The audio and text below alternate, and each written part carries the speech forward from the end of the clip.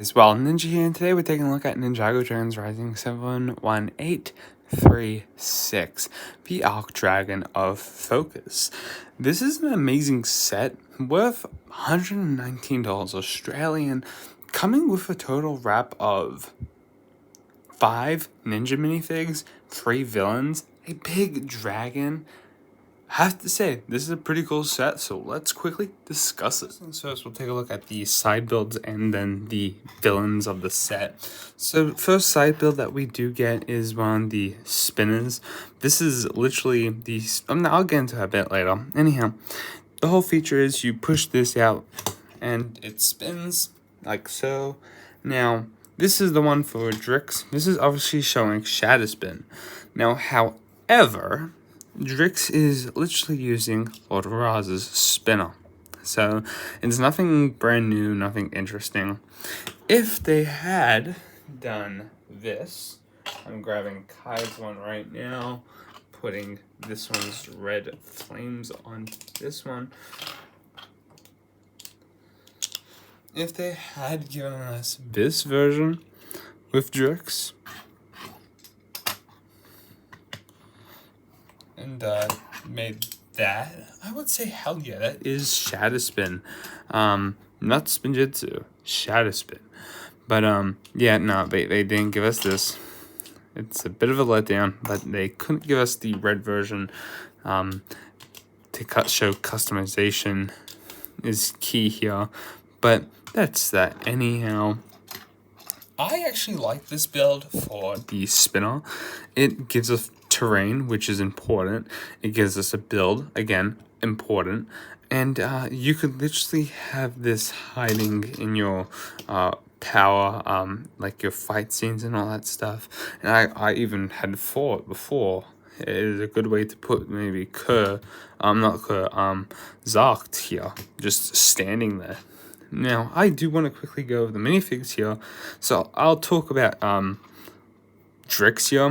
Nothing too important to say about Drix in this set. He does use the black shoulder pads. I feel like they just threw them in with Lord Raz just to show them off. I spoke about Drix at the start of the year, obviously, with his appearance in the small Zane mech set. So that's why I sort of want to go over Drix here. So nothing so important. Drix is pretty cool. He looks pretty cool in the show too. I did a stop motion the other day about Drix. Pretty cool. I prefer the black shoulder armor. I don't know why they've never done that up to now in that style, even for the Crystal King. But it might make sense for the Crystal King to have silver, but not Raz, not Drix. It's always made sense for black, and black looks so much elegant. If you can tell, you can tell, but that black just runs down and looks perfect. Let's take a look at the other side build. This side build with the prismatic blade.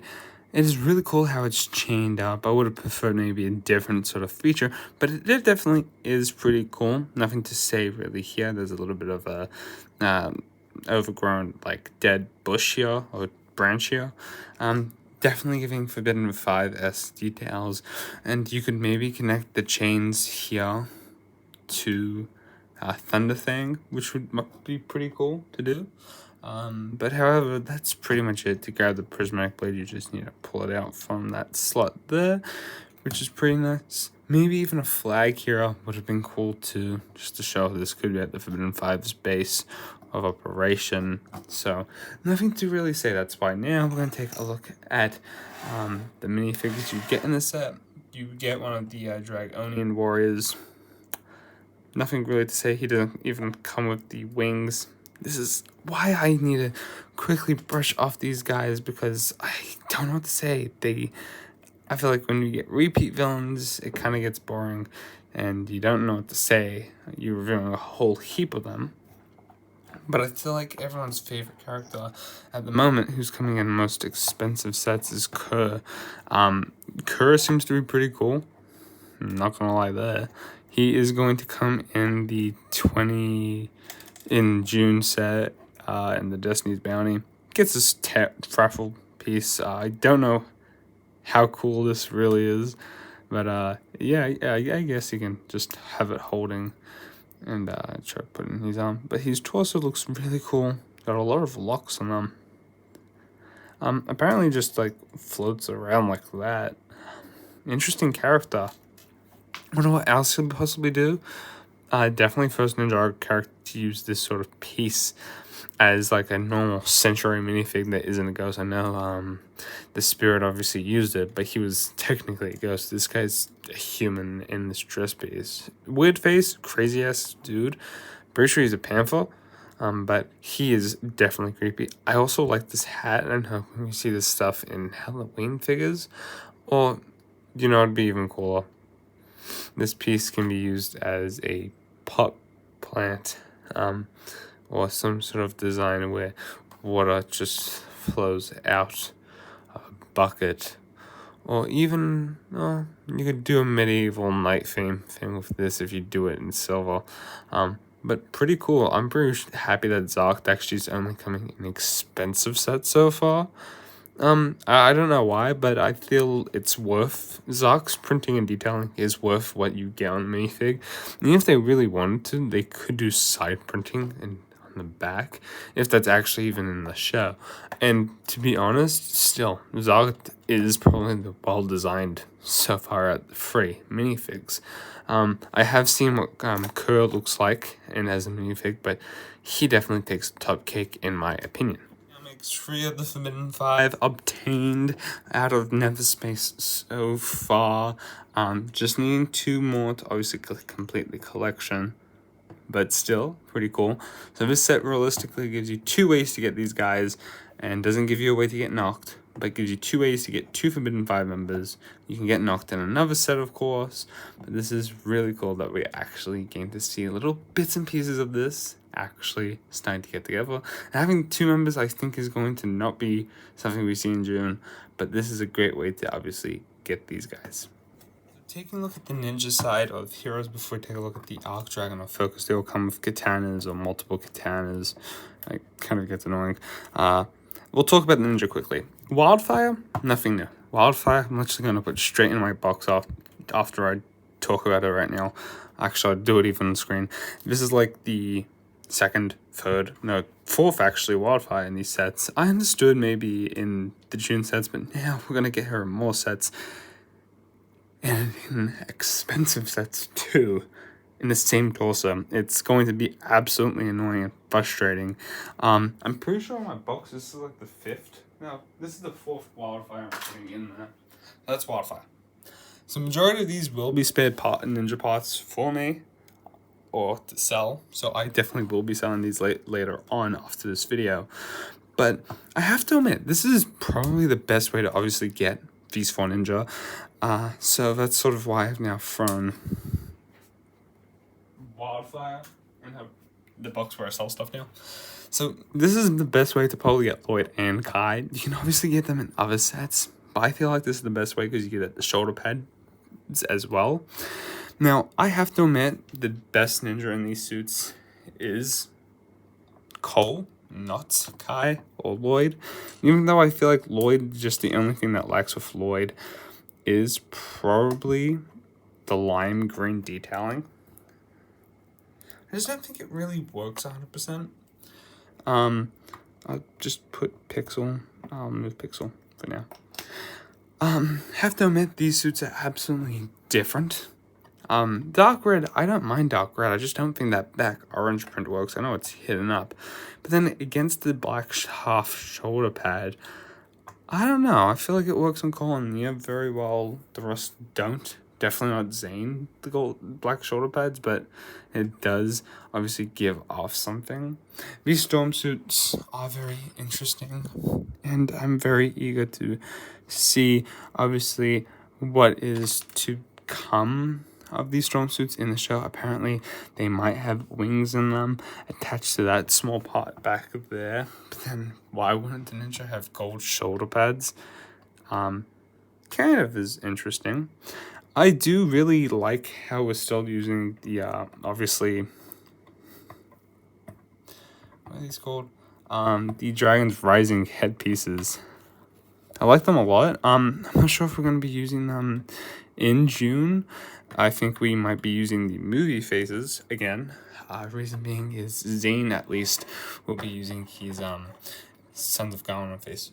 I have to admit, again, with the hoods, I am more of a fan of Lloyd's than Cole's, but Cole's, even though this isn't fully orange compared to his mech pilot, because his mech pilot's full orange, the black does obviously work a little better here. I think all the hoods are good except Kai's. I feel like the colors need to be changed up. Dark red in the center and red all around would have worked a lot better, but still, it does look good. I like them a lot, but not as much as I like our dear Pixel. Let me take this brick off her feet. Now, Pixel only comes in 3 sets in January and March.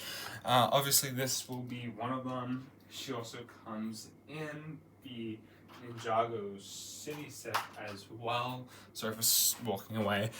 She comes in the city set and then her mech set as well, which is the best set to get her into. I think all. I don't really have an opinion. Anyhow, Pixel is very nicely detailed. Don't need to take really the shoulder pads off. You can pretty much see everything is what you get. She does have these thrusters at the back on a different face. I'll just pull that up. And there's just a bit more detailing of the underside. But Pixel is a great figure. I've already sold one of these Pixel minifigs. And I'm very glad to have another. Don't know if I should sell this Pixel, but I know this is an amazing way to obviously have Pixel and have her in the collection.